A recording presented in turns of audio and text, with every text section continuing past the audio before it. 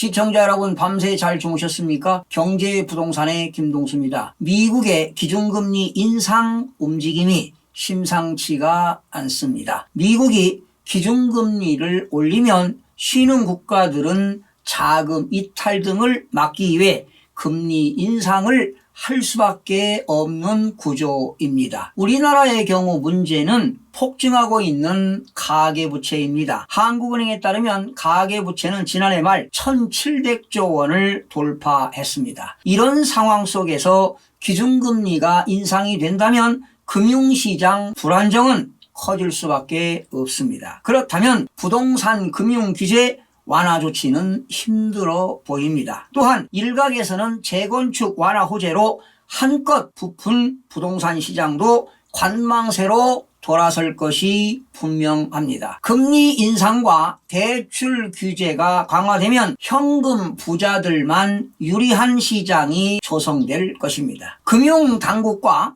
부동산업계 등에 따르면 제닛 앨런 미국 재무장관은 우리 경제가 과열을 막기 위해 금리 인상 필요성을 제기한 것은 매우 이례적인 일입니다. 제닛 앨런 발언 직후로 미국의 나스닥 시장은 주가가 큰 폭으로 하락했습니다. 즉 곤두박질 쳤습니다. 금리 인상 필요성을 제기한 것은 부동산 시장을 비롯해 원자재 등 다양한 실물 경제에 영향을 미칠 가능성이 매우 높습니다. 미국 부동산 중개인 협회에 따르면 지난 3월 미국 주택 가격은 22년 만에 최대 폭인 17.2%나 급등했습니다. 이는 역사상 최저 수준인 모기지 즉 주택담보대출 금리가 가장 큰 원인입니다. 바로 우리나라도 외외는 아니지요. 팬데믹 사태 여파로 경기 침체가 예상되자 지난해 3월 기준금리를 1.25%에서 0.75%로 내렸고 다시 5월에 0.5%로 인하한 후 지금 1년 가까이 0.5%의 최저 기준금리를 유지하고 있습니다. 지난달 15일이죠. 한국은행의 금융통화위원회가 기준금리를 동결한 것은 국내 경기가 수출을 중심으로 회복세를 보이고 있지만 소비나 고용이 여전히 부진한 상황을 종합적으로 고려한 조치로 풀이가 됩니다. 기준금리 인상 움직임이 있으면 시중금리는 선제적으로 금리가 오르기 때문에 부동산 급등세에 제동이 걸릴 수도 있습니다. 미국 경제가 빠르게 위기 이전으로 회복하면서 인플레이션 논쟁이 격화되고 있습니다. 바로 이 논쟁은 레리 서머스 전 재무장관에 이어 워린 버핏이 연례 주주총회에서 이를 경고한 것이 대표적인 겁니다. 워린 버핏 회장은 연례 주주총회에서 우리는 상당한 인플레이션을 보고 있다고 말했습니다. 그동안 팬데믹 사태로 소비가 확 줄어든 것은 사실입니다. 근래 들어서 소비가 확대됨에 따라 실물 경제가 과열 양상을 보이자 인플레이션 압력을 해소하기 위한 뜻으로 해석이 됩니다. 사실 말이죠. 미국의 건설업계의 원자재 가격과 서비스 품목들의 가격 상승이 지금 매일매일 가파르게 오르고 있습니다. 바로 이러한 현상은 인플레이션 공포가 엄습하고 있다는 것입니다. 제닛 앨런 장관의 발언대로 미국 지금 경제는 V자 반등으로 빠르게 회복하고 있습니다. 지난 3월 연방공개시장위원회의 정례회의에서는 경제성장률 6.5%를 발표한 바 있는데요. 한데 많은 경제 전문가들은 올해 미국의 경제 성장률이 7% 정도 될 것이라고 지금 내다보고 있습니다. 바로 그 이유는 예상보다 빠르게 백신이 보급되고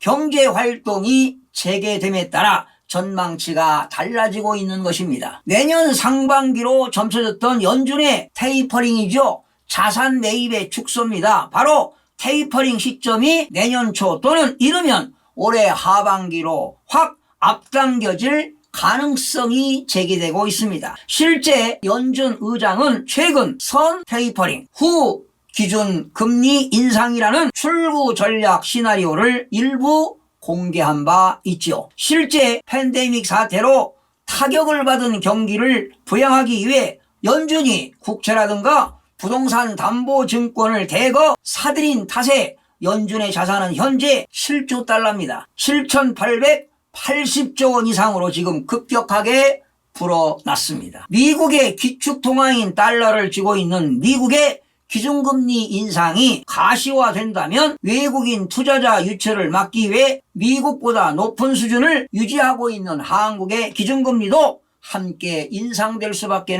없습니다.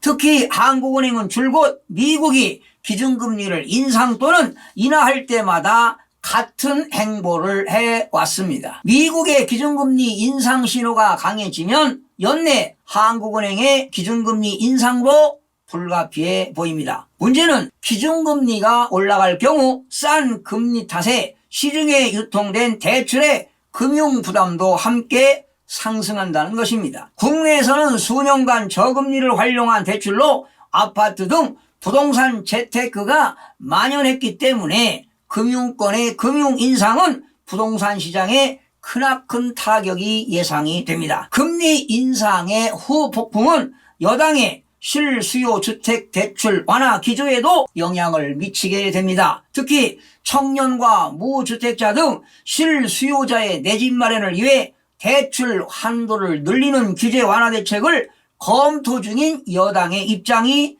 궁색해집니다. 여당 새 사령탑에 오른 송영길 대표가 줄곧 무주택자와 실수요자에 한해 주택담보대출 LTV와 총부채 상환비율 DTI를 90%까지 완화해 줘야 한다고 주장하고 있는데요. 금리 인상이 과시화된다면 가계부채 부실 관리로 난항이 예상됩니다. 이렇게 기준금리 속도 인상이 빨라지면 주택시장의 영끌이죠.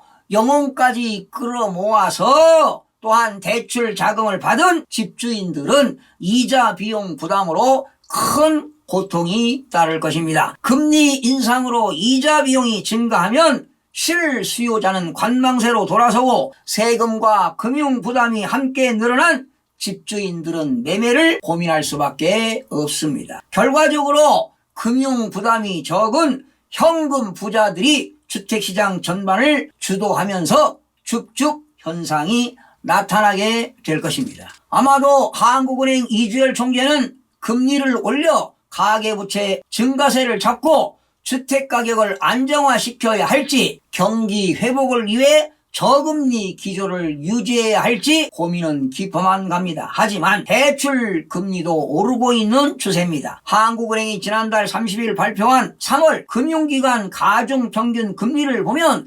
예금은행의 신규 대출의 가중평균 금리가 2월에 2.81%에서 3월에 2.88%로 0.07포인트나 상승했습니다. 이렇게 금리가 인상되면 취약차주를 중심으로 일부 부실화 위험도가 발생할 것입니다. 현실적으로 정책 금리가 시장 금리를 못 따라가고 있는 상황인데요. 아마도 백신 접종과 경기 회복 속도 등을 고려한다면 올 하반기에는 금리 인상이 이루어질 것으로 보입니다. 이렇게 경기 회복으로 금리가 인상되면 가계부채의 부실화 위험은 더욱더 커질 수밖에 없어 부동산 시장에도 큰 충격이 예상됩니다. 시청해주신 여러분 고맙습니다. 최선을 다하겠습니다. 마음이 드셨다면 구독, 좋아요 꼭 부탁드리겠습니다. 고맙습니다.